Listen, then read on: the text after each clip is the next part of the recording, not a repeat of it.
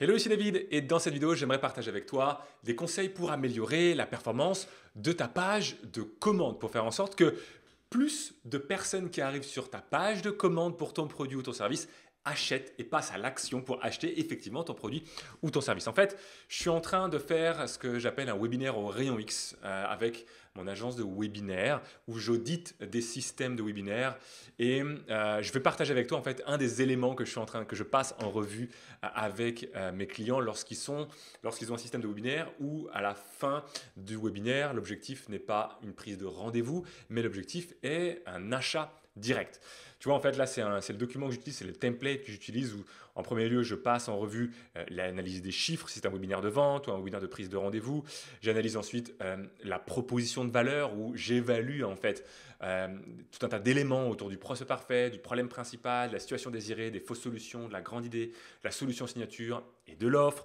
Je passe en revue également toute la partie de stratégie de pré-webinaire, la page d'inscription, la page de confirmation, la séquence de préchauffe, les pages de connexion et la salle de webinaire, le webinaire en lui-même bien évidemment, et puis toute la partie de stratégie post-webinaire, avec ce que l'on va voir tout de suite, notamment la page de commande. Mais bien évidemment, il y a aussi énormément de choses qui rentrent en ligne de compte, surtout ce qui concerne la séquence de replay, s'il y en a, la séquence booster, la séquence de décompte et pourquoi pas la séquence de downsell. Donc, ce que je te propose qu'on voit dans cette vidéo, c'est tout simplement les éléments clés d'une page de commande efficace. En fait, la première chose qui est cruciale sur ton bon de commande, c'est ta promesse, ton accroche. Est-ce qu'il y a une promesse claire qui est mise en évidence tout en haut de ta page de commande? Et trop souvent, je vois des bons de commande sans promesse claire. On arrive tout de suite sur le contenu, les choses, de qu'est-ce qu'on va avoir quand on passe commande, mais on ne rappelle pas la promesse, alors qu'en réalité, ton prospect, ce qu'il achète avant tout, c'est la destination, c'est la transformation, c'est ce que ton produit ou ton service va lui permettre d'obtenir. Donc, en gros, il doit y avoir ici, oui ou non, ta promesse. Si tu en as une, tant mieux, c'est bien. Maintenant, il faut aller un cran plus loin. C'est à quel niveau est-ce que la promesse est concrète? Et là, tu peux t'évaluer. Moi, c'est ce que je fais quand je le fais pour le compte de mes clients en audit. Mais tu peux le faire. Je te donne les pistes, les clés pour que tu puisses auditer toi-même ton bon de commande. Eh bien, tu vas pouvoir t'évaluer de 1 à 10. À quel niveau la promesse est-elle mesurable? On peut mesurer, ton prospect peut mesurer où est-ce qu'il se situe par rapport à ça pour lui donner envie d'aller plus loin. Pareil, de 0 à 10. À quel niveau la promesse est-elle orientée bénéfice client? Qu'elle n'est pas centrée sur le comment, sur le moyen, mais sur la transformation, sur le bénéfice que ton produit ou ton service propose. À quel niveau la promesse est-elle centrée sur ce que désire le prospect? Pas sur ce que toi tu penses devoir vendre ou pas ce sur quoi toi tu as envie de vendre, mais sur ce que désire obtenir le client. Parce que on doit utiliser une énergie existante qui est le désir de tes clients et toute ta promesse doit être centrée autour de ça. Ensuite, deuxième élément clé, ce sont les bénéfices clients. Est-ce que les bénéfices clés de ce que tu proposes sont rappelés? Pas seulement les choses, pas le nombre de modules de ta formation, pas le nombre d'heures de séances de coaching, pas le nombre de masterclass en direct auxquels ils vont avoir accès, pas le simple fait qu'il y a un groupe Facebook ou ce genre de choses. Non, tu dois rappeler quels sont les bénéfices. Est-ce que tu as, moi il y a une chose que j'adore faire, c'est expliquer les 5 bonnes raisons de rejoindre le programme. Sur tous mes bons de commande, il y a une zone qui s'appelle 5 bonnes raisons par exemple, 5 bonnes raisons de profiter du pack complet Pitch Commun Pro ou 5 bonnes raisons de profiter de l'offre spéciale Design qui vend, ce genre de choses. À quel niveau les bénéfices permettent au prospect de visualiser sa nouvelle vie idéale? Quelque chose de très important dans la façon dont on formule les bénéfices, c'est d'utiliser ce que j'appelle le langage caméra. Le langage caméra, c'est ce qui permet à ton prospect de se dépeindre une image mentale de ce que tu es en train de lui faire. Plus il sera capable de visualiser et de se visualiser dans la situation idéale qu'il désire, plus ton copywriting sera performant et plus les bénéfices que tu vas lui mettre en avant vont avoir de l'impact. Est-ce que tu es en train de lui dire tu seras plus heureux, ou est-ce que tu es en train de lui dire tu raviras ta femme qui se fera un plaisir de chaque jour de t'accueillir avec un grand sourire et il n'attendra qu'une seule chose, c'est pouvoir te prendre dans ses bras afin qu'ensemble vous puissiez retrouver cette complicité, cette harmonie qui blablabla. Tu vois, est-ce que tu peux faire en sorte que ton prospect se représente visuellement dans son esprit en train d'expérimenter le rêve auquel il aspire? Ensuite, évidemment, il y aura une partie dans un bon de commande, on doit rappeler quels sont les livrables, ce que moi j'appelle ce que vous recevez en rejoignant XXX, qui est le nom de ton programme ou de ton offre. La première question, c'est est-ce qu'il y a une représentation visuelle du pack pour matérialiser tout ce que reçoit le prospect? Un visuel 3D.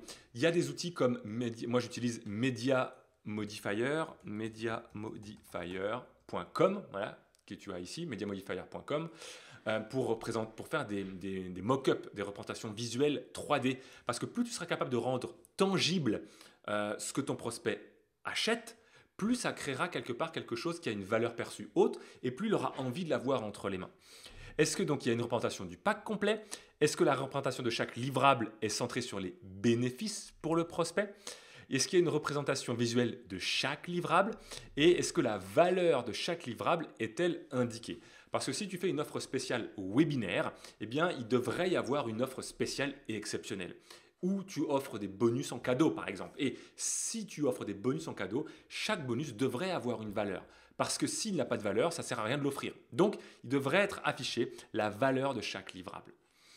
Ce qui te permettra comme ça d'afficher la valeur totale de ce que reçoit ton client et également de pouvoir lui mettre en évidence l'économie réalisée par le prospect. Est-ce que c'est clair? Et l'économie, tu peux l'afficher soit en termes de euros, soit en termes de pourcentage d'économie. Mais dans les deux cas, eh bien, il devrait y avoir une économie. Et j'utilise le terme économie et non pas réduction. Je ne suis pas en train de dire je te fais une réduction. Si par exemple, je te dis, tu as ce téléphone d'une valeur de 1000 euros, tu as ce Remarkable d'une valeur de 500 euros. Alors là, c'est des livrables qui ont un prix fixe, donc je vais me dire si l'exemple est clair, mais eh bien, tu reçois les deux, donc d'une valeur de 1500 euros pour seulement 800 euros, par exemple. Eh bien là, je ne veux pas te dire que je te fais une réduction du prix. Je peux dire, par exemple, je t'offre en cadeau le Remarkable et je te fais une réduction sur le prix du téléphone de 200 euros. C'est-à-dire que du coup, eh bien, 1000 moins 200, ça fait 800 euros. Je t'offre en cadeau la Remarkable, ce qui fait que tu as une économie sur le pack complet de 1500 moins 800 de 700 euros. Tu fais une économie de 700 euros. Mais ce n'est pas forcément une réduction du prix. Je ne te baisse pas le prix. C'est juste une question de frame, une question de positionnement de la chose. Et il vaut mieux mettre en évidence une économie et des choses que tu offres plutôt qu'une réduction de prix. Dis-moi en commentaire si ça fait sens et si c'est clair pour toi par cette notion-là.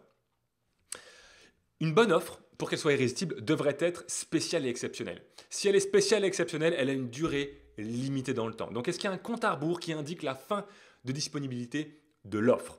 Est-ce que l'annonce de la disparition de l'offre est-elle centrée sur le risque pour le client? Alors, un conseil, là, ça c'est un conseil vraiment important.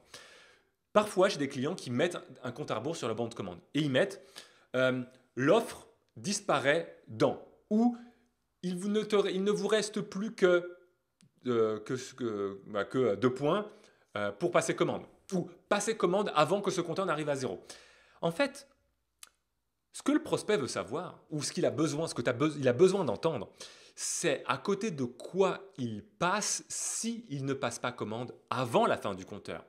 Donc, je préfère centrer l'annonce de la disparition de l'offre par rapport au risque pour les clients. Par exemple, recevez ce bonus et ce bonus en cadeau en passant commande avant machin. Ou la réduction de 200 euros ainsi que les bonus offerts disparaissent dans. Tu vois, le timer, le compte à rebours est connecté par rapport à qu'est-ce que ça a comme valeur pour le client de passer commande avant la fin. À quel niveau est-ce que le prospect comprend-il que l'offre est spéciale et à quel niveau le prospect comprend-il que l'offre est exceptionnelle? Là encore, tu peux t'évaluer de 0 à 10 pour voir à quel point est-ce que c'est clair dans la façon dont tu décris ton offre que elle est spéciale et qu'elle est exceptionnelle. Ensuite, ce qui serait intéressant, c'est d'avoir une certaine forme d'élimination du risque. Tu peux évaluer ton offre en te demandant à quel niveau le risque est-il éliminé pour le client. L'élimination du risque est-elle présentée de façon bénéfice client? Par exemple, je pourrais très bien dire « Ok, garantie 60 jours, satisfait ou remboursé. Si durant les 60 premiers jours, tu n'es pas satisfait, je te rembourse. » Classique. Maintenant, est-ce qu'on ne pourrait pas tourner ça d'un point de vue bénéfice client? Qu'est-ce que ça apporte à ton client d'avoir une garantie de 60 jours?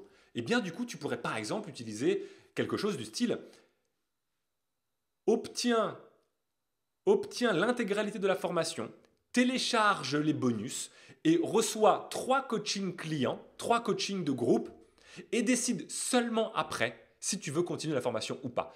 Teste en toute sécurité. Effectivement, durant les 60 prochains jours, les 60 jours passant ta commande, eh bien, tu peux à tout moment me demander le remboursement. Ce qui veut dire que pendant les 60 prochains jours, tu peux télécharger la formation, tu peux obtenir les bonus et tu peux même assister à 3 coachings puisque tu en as un tous les, admettons, 3 semaines, j'en sais rien. Et si malgré ça, tu n'es pas satisfait et que tu préfères annuler ta commande, tu auras la possibilité de le faire sans aucun frais et je te rembourserai l'intégralité de la formation, de ton investissement et tu pourras garder les bonus. Est-ce que tu vois la différence? Premier cas, je dis simplement qu'il y a garantie 60 jours, satisfait ou remboursé. Et dans l'autre cas, j'expose à quoi, qu'est-ce que ça apporte, qui peut tester en sécurité, qui peut avoir les bonus, toute la formation et même bénéficier de coaching sans prendre aucun risque parce que même si en ayant eu ça, il n'est pas satisfait, il pourra toujours bénéficier de la garantie. Voilà, j'espère que je suis clair sur la différence de simplement énoncer une garantie et la connecter, la présenter de façon bénéfice client. Est-ce qu'il y a des témoignages sur ton bon de commande? Et puis surtout, est-ce que l'argument clé de chaque témoignage est-il visible au premier coup d'œil? Parce que souvent, je vois des vidéos de témoignages, mais si je ne les regarde pas, on ne sait pas ce que la personne veut que je retienne. Ce que je t'invite à faire, c'est à mettre une phrase, la phrase choc, l'élément clé que tu veux que je retienne. Par exemple, 3 kilos perdus en 2 semaines, Isabelle de Rouen. Ou j'ai multiplié mon chiffre d'affaires par 4 en un mois grâce à tel programme. Tu vois, je veux que tu mets en évidence l'idée phare, que même si je ne regarde pas la vidéo, ton prospect a lu ce que tu veux qu'il retienne. Quelque chose de très important à mon sens également, c'est une foire aux questions. Est-ce qu'il y a une foire aux questions en bas de ton bon de commande et à quel niveau la foire aux questions permet-elle de lever les objections et les freins à l'action? Chaque question devrait permettre à ton prospect de répondre à un frein, de répondre à une objection pour le faire basculer, lui donner envie d'agir et d'acheter ce que tu lui proposes. Et puis enfin, au sujet de la forme, eh bien, est-ce qu'il y a un visuel sous le bouton d'achat qui indique que le paiement est sécurisé? Moi, j'adore mettre sous le bouton de commande eh bien, les petits logos de paiement sécurisé, etc. Parce que ça rassure également, même encore aujourd'hui, oui, ça rassure pour la prise de décision. À quel niveau la page paraît-elle sûre et professionnelle? Et puis enfin, est-ce qu'il y a des boutons d'appel à l'action régulièrement présentés sur la page si la page est longue? Si tu as une page longue, remets régulièrement des boutons d'appel à l'action pour aller vers le formulaire de commande.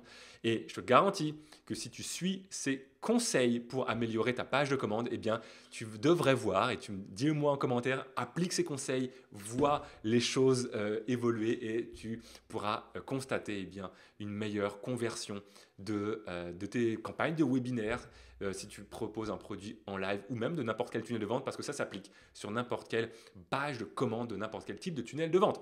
Voilà, j'espère que cette vidéo t'a plu. Ça me permet comme ça aussi de t'emmener un peu avec moi sur ce que je peux faire, sur de montrer d'autres facettes de mon activité, notamment là dans cette prestation d'audit. Alors c'est qu'une partie de la prestation d'audit évidemment, mais au moins ça te permet de voir un petit peu comment est-ce que je travaille et ça me permet en même temps de te partager des idées, des conseils qui j'espère te seront utiles. Je te souhaite une magnifique fin de journée. Pense à t'abonner à la chaîne si ce n'est pas encore fait. Ça te permettra de recevoir les prochaines vidéos et de ne rien manquer des conseils business que je vais pouvoir te donner. J'ai beaucoup évolué sur ces dernières années avec ma propre entreprise Kaizen Attitude, aujourd'hui au sein de No Limit Impact, où je chapeaute toute la partie marketing de l'entreprise et du mouvement, où aujourd'hui on a dépassé. Là, par exemple, sur les 2 derniers mois, on a encaissé 500 000 € par mois de revenus sur cette activité-là. Et donc, ça m'amène à prendre de nouvelles perspectives, de nouvelles prises de conscience sur la façon dont on crée son marketing pour scaler son business, pour pouvoir manager son équipe marketing. Et c'est des choses que je vais pouvoir, dans les semaines, les mois à venir, continuer à partager avec toi pour toujours te faire monter en compétences et t'aider du mieux que je peux. Donc, abonne-toi à la chaîne si ce n'est pas encore fait. Et moi, je te retrouve très bientôt pour une prochaine vidéo. Ciao, ciao!